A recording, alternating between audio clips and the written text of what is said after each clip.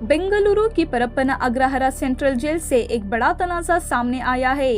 बताया जा रहा है कि वहां के कुछ कैदियों को वीआईपी सहूलतें दी जा रही हैं। सोशल मीडिया पर चलने वाली वीडियोस में दिखाया जा रहा है कि मुजरिम जेल के अंदर मोबाइल फोन इस्तेमाल कर रहे हैं, टीवी देख रहे हैं और आरामदायक जिंदगी गुजार रहे हैं। इन वीडियोस में कई हाई प्रोफाइल कैदी नजर आ रहे हैं। इनमें सीरियल रेपिस्ट उमेश रेड्डी, दहशतगर्दी के मुश्तबा अफराद और एक्ट्रेस रनिया राव शामिल हैं, जो सोने की स्मगलिंग केस में सजा काट रही हैं।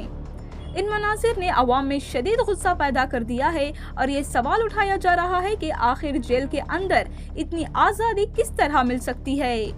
इस मामले पर फौरी एक्शन लेते हुए एडीजीपी प्रिजन्स बी दयानंदा ने अंदरूनी इंक्वायरी का हुक्म दिया।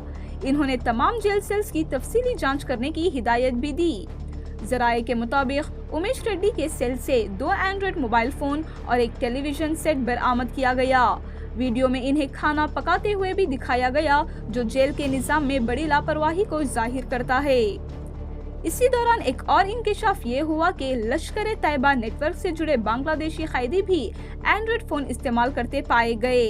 सिक्योरिटी माहिरीन का कहना है कि ये कौमी सलामती के लिए खतरनाक बात है, क्योंकि इससे दहशतगर्द अनासिर जेल के अंदर से भी राब्ते कायम कर सकते हैं। दिलचस्प बात यह है कि जेल के आसपास रहने वाले लोग कमजोर मोबाइल सिग्नल्स की शिकायत कर रहे हैं, जबकि जेल के अंदर कैदियों को इंटरनेट और फोन की बिला रुकावट सहूलत हासिल है।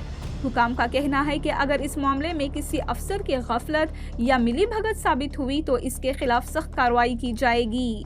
ये वाकया एक बार फिर इस बात को उजागर करता है कि कर्नाटक के जेल निजाम में बदउनवानी और मराआत का गहरा जाल अब भी कायम है।